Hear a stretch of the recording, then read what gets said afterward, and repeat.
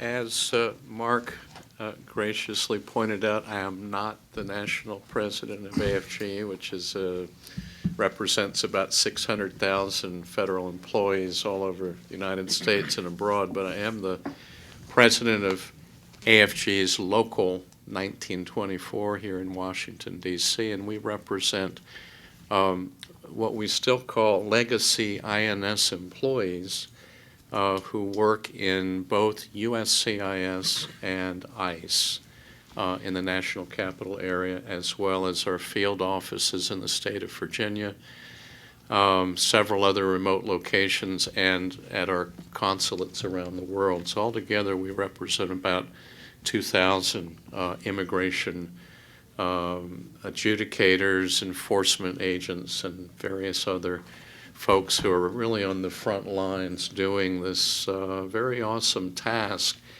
So I'm here not as a spokesperson for USCIS, although I am here with their permission, with the understanding that my comments would be, on the record as Michael Knowles' comments, and hopefully representing at least a sense of what the people that I represent, the workers, are feeling on the job. So I wanted to give just a little background of my own personal perspective. I started doing refugee work in 1975. I'm actually that old. I was 20 years old. I was a volunteer social worker in South Vietnam at the end of the war, and I was one of 10,000 American citizens evacuated from Saigon just about 39 years ago, April 1975. And along with us, about 250,000 South Vietnamese citizens who were, fleeing, the unknown.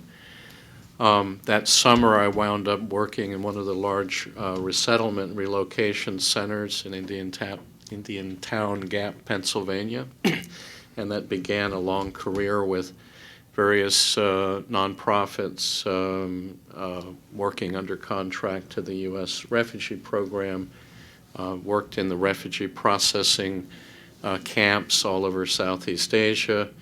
I did some contracting for the United Nations and various international organizations doing studies, not only about refugee protection, but also looking at how to help refugees return and rebuild their countries after the Cold War, scenarios in Central America, Southeast Asia, Afghanistan. So I've looked at this from many different angles. In 1992, I was hired as one of the very first asylum officers in the new Refugee Corps that was established under Mr. Ting's watch. And I remember very well, he was one of the keynote speakers at our asylum officer training in Artesia, New Mexico. And it was a very, very exciting moment for us to embark on this adventure. So I've spent the last 22 years working as an asylum officer in Arlington, Virginia.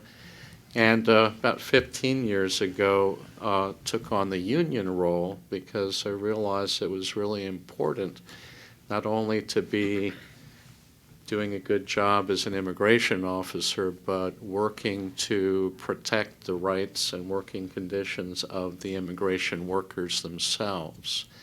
They do an awesome job, whether it's at the border, at the ports of entry, detention centers, in our asylum program. These are very, very dedicated men and women who are very committed to their sometimes conflicting missions.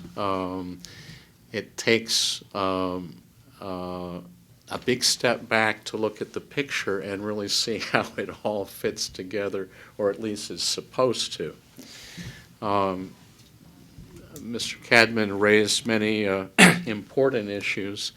I don't really intend to launch into critique, pro or con, of his paper. I've read it. It merits a careful read by everybody. I haven't read Mr. Ting's pieces lately, but I look forward to reading them. These are all important issues that are raised in the debate, the great debate on immigration reform. And my only comment about immigration reform, not pro or con, is that we need it, and that I think our American history shows us that through debate, struggle, the great ideas compete, and at the end of the day, the American people decide what our laws will be through our elected representatives. And I have great confidence, despite the turmoil around it, that we're going to end up with the right fit.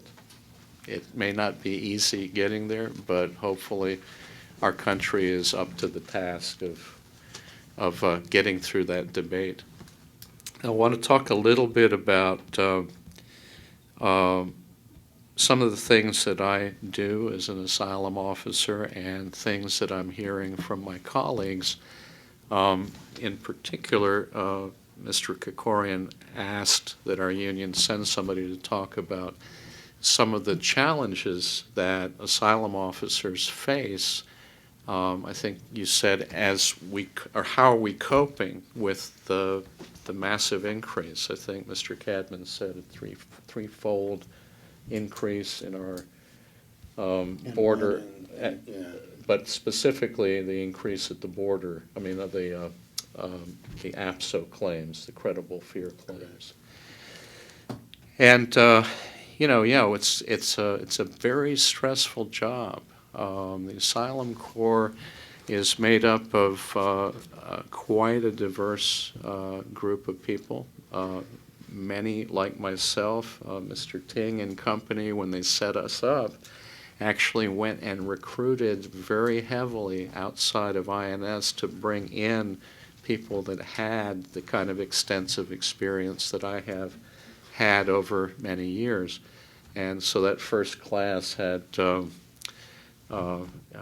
quite a cast of characters, many of whom have gone on to occupy important leadership positions in the Immigration Service today. One of them being our current Director of International Affairs and Refugees, Joe Langlois. I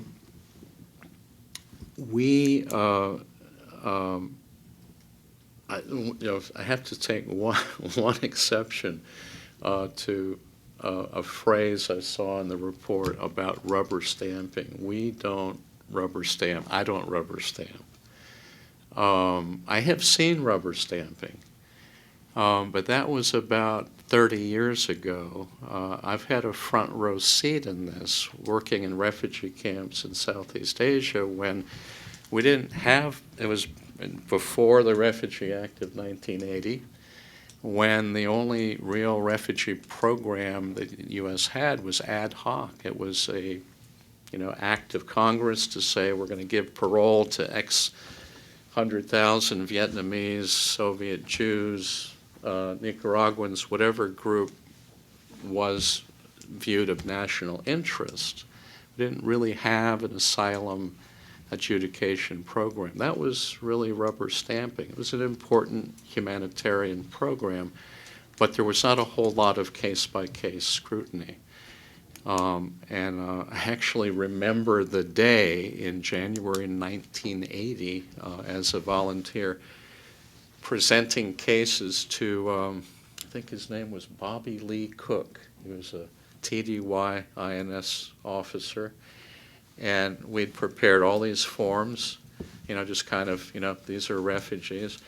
And he rejected all of them because they didn't articulate a well-founded fear of persecution. Of course, no one had told us at the time that how they were going to implement this new law and what was it that these applicants were going to be told they had to articulate. So it's been a long evolution from there to here.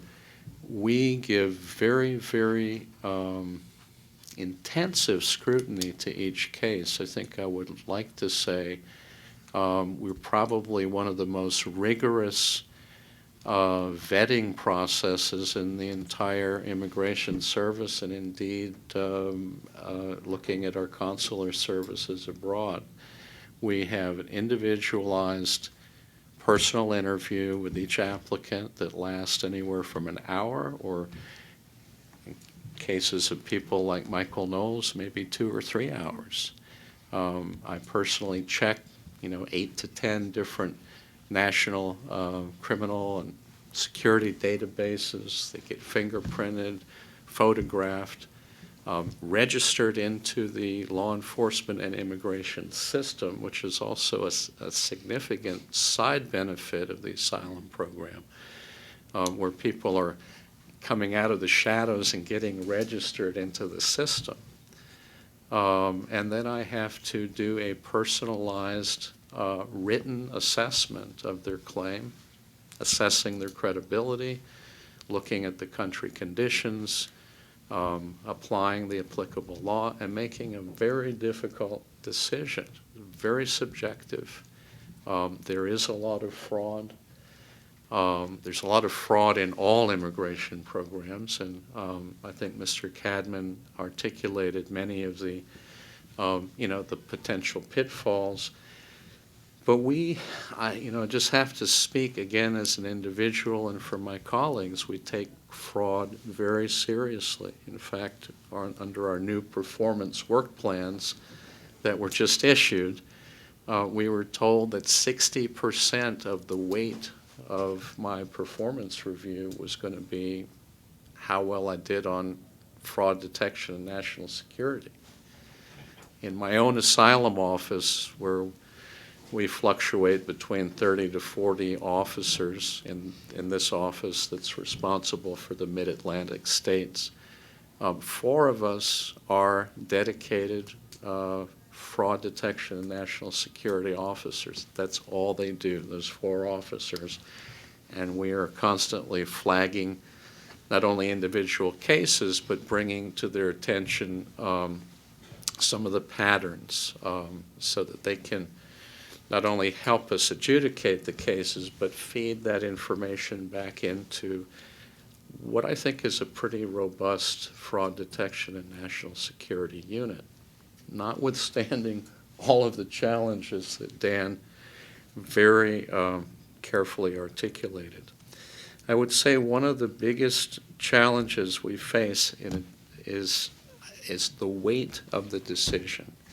It's a very weighty decision because the consequences are dire. It's not just someone might not get their green card, it's someone might either get their green card or they might get returned to death or imprisonment. You're not sure who's telling the truth. There's a lot of potential for human error, for gaming, whatever. But there's also a lot of genuine asylum seekers. Again, as Mr. Cadman pointed out, our program exists for very important historical, ongoing humanitarian mandates. And one of the things that we're tasked with is to make sure that that system, the integrity of the system, is maintained through vigilance. I described to somebody asking what we do that the Immigration Service is not supposed to be a wall. We're supposed to be a screen through which people who deserve the right benefits are supposed to pass, and against which we are supposed to bar those who don't deserve the benefits, or worse, those who might wish to do us harm. Again, I would say asylum officers would welcome close attention to all of the areas that Dan pointed out. I think our biggest challenge, in addition to the weight of the case, is that we have tremendous pressure to make decisions and make them fairly quickly. Fairly quickly, I don't mean 2 minutes at the consular window or at the immigration kiosk with the CBP inspector, but fairly quickly for us is, within several days of the interview, I have to deliver a decision. We have to I think our mandate is that from application to decision delivery, we have about 60 days. That's the target. That's a lot of hands that file has to get through. So a lot of people say, look, the rest of immigration thinks we got it easy because we're doing 2 cases a day instead of, 18 for a naturalization interview. But what we do is that much more complicated. We need some more time. We need more time to do these processes correctly, and we also need more staff. And we understand the Asylum Corps is in the process of, I think they've been approved to hire something like 100 more asylum officers.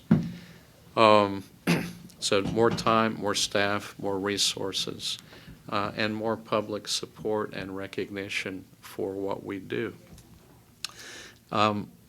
Mark reminded me of the time, and I'm just going to conclude by mentioning in honor 2 people that have inspired me among many. One is Miss Dani Adjemovich, who was my first boss in the refugee program in 1975. She was an aristocratic Yugoslav daughter of diplomats that were abroad in World War II and could not go back to communist Yugoslavia. She was a refugee.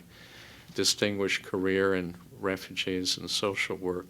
She would interview the refugees decked out in, old world braid and earrings and linen gloves and pearl necklace, and she treated every applicant that sat in front of her, whether an admiral of the Vietnamese Navy or a literate fisherman, with supreme dignity and respect. And she said, regardless of the merits, regardless of the outcome, whether they're a good person, a bad person, you have to maintain the dignity of that process lest our own humanity be pushed to the brink of the abyss. And that is key to maintaining the integrity of what we do. The other individual was my nutrition professor at Rutgers named Hans Fischer. Dr. Fischer was a cutting-edge researcher on the importance of fruit and vegetable fibers in removing cholesterol from the digestive system. And he had a tremendous lecture on that. Dr. Fischer, as a teenager in 1939, was a passenger on the St. Louis, which was a ship full of refugees fleeing Germany. He was a German Jew. They were pushed away because they'd exceeded the quota for Jewish refugees from Germany that year. And that boat, as many of you know the story, went from port to port all over North America, down to South America, back to Europe, and most of the passengers ended up disappearing in the Holocaust. But Dr. Fischer and his family got themselves on another boat, made their way to South America, back to the United States. But the wonder of his story was that this was really what our refugee program is all about, is rescuing people from persecution, giving them a place to stand and an opportunity to contribute to make the United States the great country that it is. I think if we can keep those things in perspective, it might help give us a little flashlight down this very difficult passage that we're making.